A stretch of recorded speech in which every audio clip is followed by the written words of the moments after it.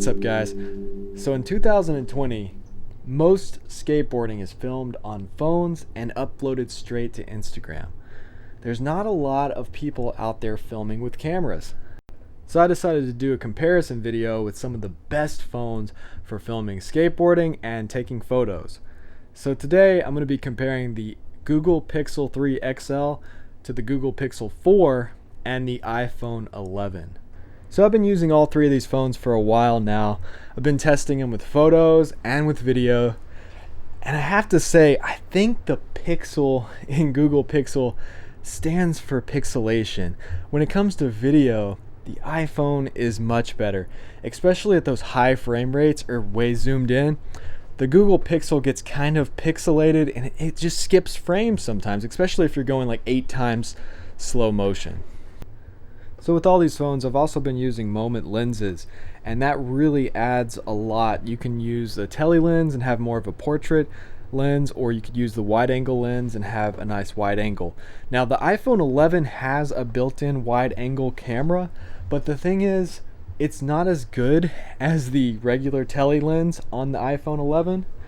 I have also filmed with the Samsung Galaxy S10, but a lot of the videos are really washed out. It's good in low light, but it washes out a lot of the colors and a lot of the contrast. So I'm mainly going to focus on the Pixel and the iPhone. Now when it comes to photos, it's kind of a different story. For photography, I have really liked the Google Pixel 3 XL. Because it only has one lens on the back, when I mount lenses like moment lenses on the back of this camera, I can zoom in and out without switching to different lenses. Because if you're using a camera with multiple lenses and you zoom in and it switches to the tele lens, then you don't get anything. You just get solid black video because the lens is in the way.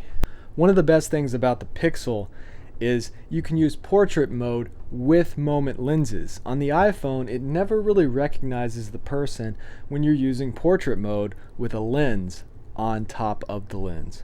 There are a lot of third-party apps you can add a background blur in with the iPhone or an Android phone, but it's really cool to be able to use those Android phones to use portrait mode on objects and people even when you're using an extra lens.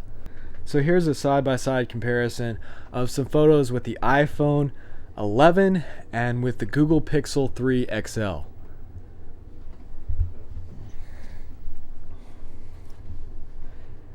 The iPhone 11 has some great HDR capabilities. It gets a lot of detail and you can do a lot when you're editing. But sometimes I actually prefer the Pixel 3 photos. I feel like they're a little sharper and sometimes they're more pleasing. All these phones are great in low light. They all have night sight or night mode, and you can hold them up, take pictures handheld at night, and you get really sharp photos, even comparable to full frame cameras, because they use technology to take several photos and find the right exposure for different parts of the image, so you don't really blow out your highlights or your shadows. All do a great job at low light photography. Now, the worst thing I have found with Pixel phones or Android phones in general is the preamps.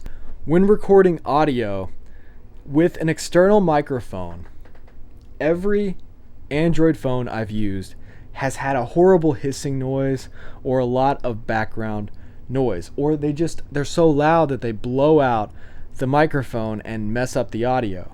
Now, with the iPhone, it does a great job at compensating for that external mic, lowering the preamp and making pleasing audio that doesn't hurt your head to listen to.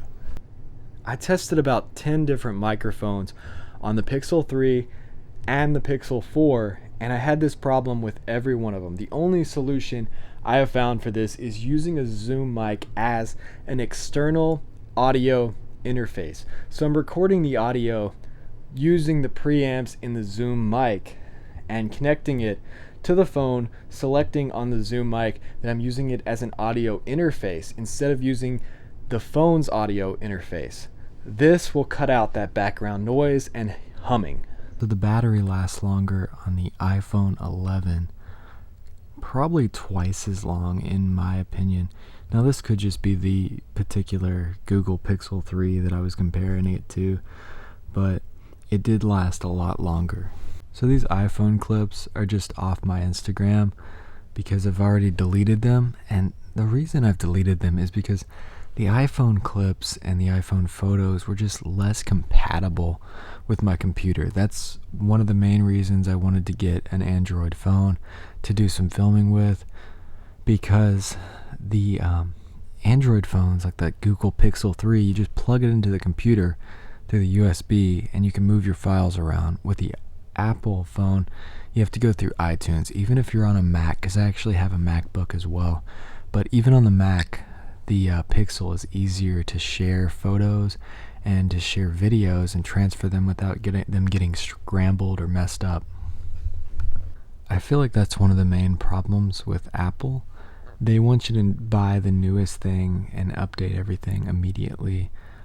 Every year buy a new computer, buy a new phone, and they start to make the older software obsolete, and they make older laptops where you can't actually download the new operating system and the new apps. With Windows, you don't really have that problem as bad. You still have it, but you don't have that problem as bad. So the Pixel is more compatible with different platforms. So if you have the money, I feel like Apple products are more reliable. The autofocus is better, the slow motion is better to go with the iPhone if you have enough money to constantly upgrade every year. But if you don't and you want to save some money, I actually paid under $200 for the Pixel 3. And for the iPhone, I think it's about $700 for the iPhone 11, maybe more. So that's my comparison of the iPhone 11 versus some of the Google Pixel phones. And I feel like the Pixel 3 is a really good deal for the camera that you get on that phone. I really hope you guys enjoyed this video. If you like this kind of content, reviews, tutorials, and videos about what I'm learning as I grow as a skateboarder, hit that subscribe button, and thanks for watching.